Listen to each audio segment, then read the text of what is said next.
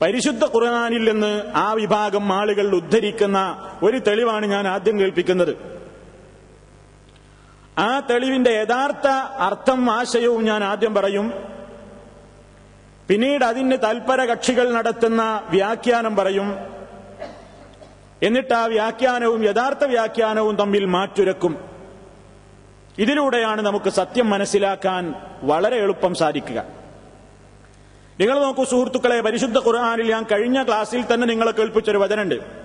സൂറത്തുൽ മാഇദയിലെ 35-ാം വചനം, യാ അയ്യുഹല്ലദീന ആമനുത്തഖുല്ലാഹ വബ്തഗൂ ഇലൈഹിൽ വസീലത വജാഹിദൂ ഫീ സബീലിഹി ലഅല്ലകും തുഫ്ലിഹൂൻ. ഓ വിശ്വസിച്ചവരെ, വിശ്വാസികളെ, ഇത്തഖുല്ലാഹ, നിങ്ങൾ അല്ലാഹുവെ സൂക്ഷിക്കുക. വബ്തഗൂ ഇലൈഹിൽ വസീലത, അവനിലേക്ക് സമീപന മാർഗം തേടുകയും ചെയ്യുവീൻ. വബ്തഗൂ, നിങ്ങൾ തേടുകയും ചെയ്യുവീൻ, ഇലൈഹി, അവങ്കലേക്ക്, അൽ വസീലത, സമീപന മാർഗം തേടുകയും ചെയ്യുവീൻ. വജാഹിദൂ ഫീ സബീലിഹി, അവന്റെ മാർഗത്തിൽ നിങ്ങൾ സമരം ചെയ്യുകയും ചെയ്യുവീൻ. ലഅല്ലകും തുഫ്ലിഹൂൻ, നിങ്ങൾ വിജയം പ്രാപിച്ചേക്കാം. ഇതാണ് ഇതിന്റെ ശരിയായ അർത്ഥം. എന്താണ് ഇതിന്റെ ആശയം എന്ന് ഞാൻ കഴിഞ്ഞ ക്ലാസ്സിൽ പറഞ്ഞു. അല്ലാഹുവിങ്കലേക്ക് അടുക്കാനുള്ള മാർഗമാണ് പറയുന്നത്. വിജയം നേടാനുള്ള മാർഗമാണ് പറയുന്നത്. അല്ലാഹുവെ സൂക്ഷിക്കണം. ദോഷങ്ങൾ വരാതെ തെറ്റുകളിൽ നിന്ന് മാറി നിന്നുകൊണ്ട് പടച്ചവനെ സൂക്ഷിക്കണം. അവന്റെ സമീപന മാർഗം തേടണം. ധാരാളക്കണക്കിന് സൽക്കർമ്മങ്ങൾ ചെയ്യുമ്പോഴാണ് പടച്ചവനോടുള്ള ഖുർബത്ത്, സമീപനം നമുക്ക് ലഭിക്കുന്നത്, സാമീപ്യം നമുക്ക് നേടാനാകുന്നത് എന്ന് കഴിഞ്ഞ ക്ലാസ്സിൽ ഒരു ഖുദ്സിയായ ഹദീസ് എടുത്ത് വിശദീകരിച്ചുകൊണ്ട് നിങ്ങൾ കേട്ടതാണ്. പിന്നെ പറയുന്നത്, അവന്റെ മാർഗത്തിൽ നിങ്ങൾ സമരം ചെയ്യണം. ദീനിന്റെ മാർഗത്തിൽ നിങ്ങൾ ദീനനുസരിച്ച് ജീവിച്ചാൽ മാത്രം പോരാ. ഈ ദീനിനെ പറയാനും അത് പഠിപ്പിക്കാനും പ്രചരിപ്പിക്കാനും അള്ളാഹുവിന്റെ കെലിമത്ത് ലോകത്ത് ഉയർന്നു നിന്ന് കാണാനും വേണ്ടതെന്താണെങ്കിൽ നിങ്ങൾ ചെയ്യണം. അതിന് നിങ്ങൾ ധനം കൊണ്ടും ശരീരം കൊണ്ടുമൊക്കെ നിങ്ങൾ ത്യാഗം ചെയ്യേണ്ടതുണ്ട് എന്ന് വിശുദ്ധ ഖുർആൻ മറ്റു സ്ഥലത്ത് പറയുന്നുണ്ട്. ഇതൊക്കെ ചെയ്താൽ ലഅല്ലകും തുഫ്ലിഹൂന, നിങ്ങൾക്ക് വിജയം പ്രാപിച്ചേക്കാം, നിങ്ങൾ വിജയിച്ചേക്കാം. അപ്പൊ ഇവിടെ വബ്തഗൂ ഇലൈഹിൽ വസീലത എന്ന പദമാണ് പ്രശ്നം. അൽ വസീലത്ത് എന്നതുകൊണ്ട് ഇവിടെ ഖുർആൻ വ്യാഖ്യാതാക്കളൊക്കെ പറഞ്ഞത് സമീപന മാർഗമെന്നാണ്. പടച്ചതമ്പുരാനിലേക്ക് അടുക്കാനുള്ള സമീപന മാർഗം പടച്ചവനെ അനുസരിച്ചുകൊണ്ട് ജീവിക്കലാണ്. ആ നിലക്ക് അള്ളാഹു ഇഷ്ടപ്പെടുന്ന അവൻ പൊരുത്തപ്പെടുന്ന പ്രവർത്തനങ്ങൾ ചെയ്തുകൊണ്ട് അവനിലേക്ക് അടുക്കലാണ് നമ്മൾ ചെയ്യേണ്ടത് എന്ന് പൂർവീകരായ ഖുർആൻ വ്യാഖ്യാതാക്കളെല്ലാം പറയുകയും ആ വ്യാഖ്യാനങ്ങളെല്ലാം എടുത്തുദ്ധരിച്ചുകൊണ്ട് മഹാനായ ഇബ്നു കസീർ റഹ്മത്തുള്ളാഹി അലൈഹി അവിടുത്തെ തഫ്സീറിൽ പറയുന്നു, വഹാദല്ലദീ ഖാല ഹഉലാഇൽ ഇമ്മ ലാ ഖിലാഫ ബൈനൽ മുഫസ്സിരീന ഫീഹി. ഈ മേൽ പറഞ്ഞ അദ്ദേഹം തന്റെ തഫ്സീറിൽ എടുത്തു പറയുന്ന ഈ ഇമാമീങ്ങളൊക്കെ പറഞ്ഞ ആശയം, അതിൽ ഖുർആൻ വ്യാഖ്യാതാക്കൾക്കിടയിൽ ഒരു അഭിപ്രായ വ്യത്യാസവുമില്ല. അഥവാ അള്ളാഹുവിലേക്ക് അടുക്കാനുള്ള ഈ വസീലത്ത് കൊണ്ട് ഉദ്ദേശിക്കുന്നത് സൽക്കർമ്മങ്ങളാണ്, അള്ളാഹുവിനെ തൃപ്തിപ്പെടുന്ന നല്ല നല്ല പ്രവർത്തനങ്ങൾ ചെയ്യലാണ്. ഈ ആശയമാണ് വിശുദ്ധ ഖുർആനിന്റെ വ്യാഖ്യാതാക്കളൊക്കെ പറഞ്ഞത്. ഇത് നമ്മൾ മാത്രം പറയുന്നതല്ല.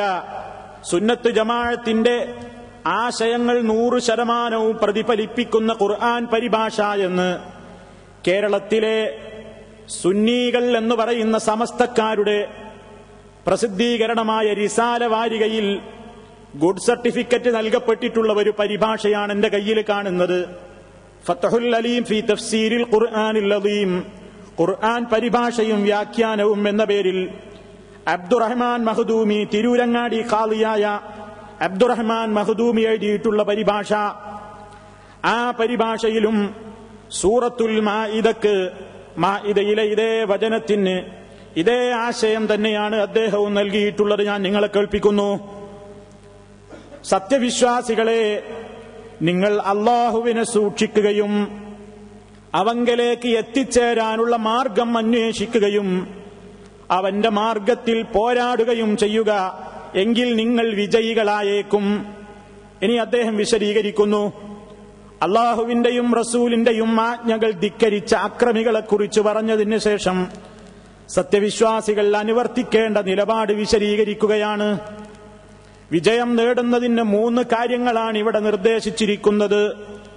1, അള്ളാഹുവിനെ സൂക്ഷിക്കുക, അതായത് അള്ളാഹു വിരോധിച്ച എല്ലാ കാര്യങ്ങളും വർജിക്കുക. 2, അള്ളാഹുവിങ്കലേക്ക് എത്തിക്കുന്ന മാർഗം തേടുക, അതായത് അവനെ അനുസരിക്കുകയും സൽക്കർമ്മങ്ങൾ അനുഷ്ഠിക്കുകയും ചെയ്യുക. 3, അള്ളാഹുവിന്റെ മാർഗത്തിൽ പോരാടുക. വളരെ വ്യാപകമായ അർത്ഥമാണ് ഇതിനുള്ളത്. സ്വന്തം ശരീരേച്ഛയെ എതിർത്ത് തോൽപ്പിക്കുന്നത് മുതൽ ശത്രുക്കളോട് ആയുധമെടുത്ത് പോരാടുന്നത് വരെ ഇതിന്റെ പരിധിയിൽപ്പെടുന്നു. ഇതിന്റെ വജാഹിദു ഫീ സബീലിഹി എന്നതിന് വിശാലമായ അർത്ഥമുണ്ട്. അതിൽ സ്വന്തം ശരീരത്തിന്റെ താൽപര്യങ്ങളെ എതിർത്ത് തോൽപ്പിക്കുന്നത് മുതൽ ശത്രുക്കളോട് ആയുധമെടുത്ത് പോരാടുന്നത് വരെ ഇതിന്റെ പരിധിയിൽപ്പെടുന്നു. ഇവിടെയും സുഹൃത്തുക്കളെ നിങ്ങൾ കേട്ടുകഴിഞ്ഞത് ഈ വസീലത്ത് എന്നതിന് അദ്ദേഹവും അവങ്കിലേക്ക് അടുക്കാനുള്ള മാർഗം തേടുക എന്നതാണ് പറഞ്ഞത്, എത്തിച്ചേരാനുള്ള മാർഗമാരായുക എന്നതാണ് പറഞ്ഞത്, നമ്മൾ വിശദീകരിച്ചതുപോലെ തന്നെ. എന്നാൽ സുഹൃത്തുക്കളെ, പരച്ചവന്റെ ഈ പരിശുദ്ധമായ കലാമിന് തങ്ങളുടേതായ ലക്ഷ്യം അതിൽ നിന്ന് നേടില്ലെന്ന് വന്നപ്പോൾ ചില ആളുകൾ അതിനെ ദുർവ്യാഖ്യാനിച്ചിട്ടുണ്ട്. അവർ പറയുന്നത് അള്ളാഹുവിലേക്ക് അടുക്കാൻ ഇടയാളന്മാര് വേണം, ഇടയാളന്മാരെ തേടാൻ വേണ്ടി ഇടയാളന്മാര് എന്നൊരു പ്രയോഗം തന്നെ ഈ ആയത്തിലില്ല. ഇടയാളന്മാരെ തേടണം എന്ന് വസീലത്ത് എന്നതിന് അർത്ഥം നൽകിയിരിക്കുന്നു. വെറുതെ പറയുന്നതല്ല, ഇത് വളരെ പഴക്കമുള്ള ഒരു പുസ്തകമാണ്. ഞാനതിന്റെ ഒറിജിനലാണ് കൊണ്ടുവന്നിരിക്കുന്നത്. ആ പുസ്തകത്തിന്റെ 67, 68 പേജുകളിൽ കാണാം. ഈ പുസ്തകത്തിന് ഒരുപാട് പഴക്കമുണ്ട്. നമ്മുടെ നാട്ടിലെ കേരളത്തിലെ സമസ്ത മുസ്ലിയാക്കന്മാരിൽ പ്രസിദ്ധനായിരുന്ന ഒരു മുസ്ലിയാർ എഴുതിയിട്ടുള്ള പുസ്തകമാണ്. ഈ പുസ്തകത്തിന്റെ പേര് തന്നെ റദ്ദുൽ വഹാബിയ എന്നാണ്. വഹാബി ഖണ്ഡനമാണ് പോലും. എന്നിട്ട് ഇതിൽ പറയുകയാണ്, പടച്ചതമ്പുരാനോട് നമ്മൾ അള്ളാഹുവിനോട് നേർക്ക് നേരെ പ്രാർത്ഥിക്കുന്നതിന് പകരം മഹാത്മാക്കൾ അവർ ജീവിച്ചിരിക്കുന്നവരാകട്ടെ മരിച്ചവരാകട്ടെ അവരോട് പറയാനുള്ള തെളിവുകൾ പറയുന്ന കൂട്ടത്തിൽ അദ്ദലീലുസ്സാനി, രണ്ടാമത്തെ തെളിവ് പറയുകയാണ്, യാ അയ്യുഹല്ലദീന ആമനുത്തഖുല്ലാഹ വബ്തഗൂ ഇലൈഹിൽ വസീല. ഈ ആയത്തോതിയിട്ട് അർത്ഥം വെക്കുന്നത് കേട്ടോളൂ. സത്യവിശ്വാസികളെ, അള്ളാഹുവിന് നിങ്ങൾ വഴിപ്പെടുകയും അവനെക്കൊള്ള ഇടയാളനെ നിങ്ങൾ തേടുകയും ചെയ്യുവീൻ. കേട്ടോ, അർത്ഥം കൊടുത്തതെന്താ? സത്യവിശ്വാസികളെ, നിങ്ങൾ അള്ളാഹുവിന് നിങ്ങൾ വഴിപ്പെടുകയും അവനെക്കൊള്ള ഇടയാളനെ നിങ്ങൾ തേടുകയും ചെയ്യുവീൻ. എന്നിട്ട് മൂപ്പര് വിശദീകരിക്കുന്നു, എന്നാൽ വസീലത്ത് വേണ്ടതാണെന്ന് ഈ തിരുവചനത്താലും ശരിയാം വണ്ണം മനസ്സിലായല്ലോ. വസീലത്ത് വേണം എന്നീ ആയത്തില്ലെന്ന് മനസ്സിലായല്ലോ. ഇനി വസീലത്തിനെ പറ്റി 2 വാക്ക് പറയാം, കേട്ടോളൂ. വസീലത്ത് അമലുകൾ മാത്രമാണെന്ന് വഹാബികളും, രൂപം തിരിഞ്ഞ് കാണാവുന്ന ദവാത്ത് എന്ന തടികൾക്ക് മാത്രമാണെന്ന് സുന്നിയാക്കളും വാദിക്കുന്നു. മനസ്സിലായി? വസീല എന്നതുകൊണ്ട് ഉദ്ദേശിക്കുന്നത് നാം സൽക്കർമ്മങ്ങൾ ചെയ്യലാണെന്ന് നമ്മൾ വിശദീകരിച്ചപ്പോൾ ഇദ്ദേഹം പറഞ്ഞതെന്താണ്? അത് വഹാബികളുടെ വാദമാണത്. മറിച്ച് അവിടെ ശരിക്കുള്ള അർത്ഥം എന്താ പറയേണ്ടത്? രൂപം തിരിഞ്ഞ് കാണാവുന്ന ദവാത്ത് എന്ന തടികൾക്ക് മാത്രമാണെന്ന് സുന്നിയാക്കളും വാദിക്കുന്നു. അപ്പൊ സുന്നിയുടെ വാദം എന്താണാ പറയണത്? രൂപം തിരിഞ്ഞിങ്ങനെ കാണണം, രൂപം തിരിഞ്ഞിങ്ങനെ കാണാവുന്ന ദവാത്തുകളാകുന്ന തടികൾ. അപ്പൊ അങ്ങനത്തെ ആൾക്കാരെ, മഹാത്മാക്കളായ ആൾക്കാരെ, നമുക്ക് കാണാൻ പറ്റാവുന്ന തടികള്, ജിസ്മുകള്, മനുഷ്യന്മാര്, ഇവരെയാണ് നമ്മൾ അന്വേഷിച്ച് നടക്കേണ്ടത്. എന്തിന്? അള്ളാഹുവിലേക്ക് നമ്മളെ അടുപ്പിക്കാൻ. അതിൽ ജീവിച്ചവരിനോ മരിച്ചവരിനോ വ്യത്യാസമൊന്നുമില്ല എന്നാണ് ഇതിൽ വിശദീകരിച്ചിട്ടുള്ളത്. എന്നിട്ട് നോക്കൂ സുഹൃത്തുക്കളെ, എന്റെ ഇടയിൽ പറയാണ്, ഇവിടെ നിന്ന് സുന്നിയാക്കൾക്ക് അമലുകൾ കൊണ്ട് തവസ്സുല് പാടില്ലെന്നുള്ള വാദമുണ്ടെന്ന് വായനക്കാർ മനസ്സിലാക്കരുത്. പക്ഷേ ഈ ആയത്തിൽ അറബ് ഖായിദക്കനുസരിച്ച് അമലുകൾ എന്ന് വെക്കാൻ തരമില്ലെന്നേയുള്ളൂ. സുന്നിയാക്കളെ അമല് കൊണ്ട് അള്ളാഹുവിനോട് തവസ്സിൽ ചെയ്യുന്നതിന് എതിർപ്പൊന്നുമില്ല.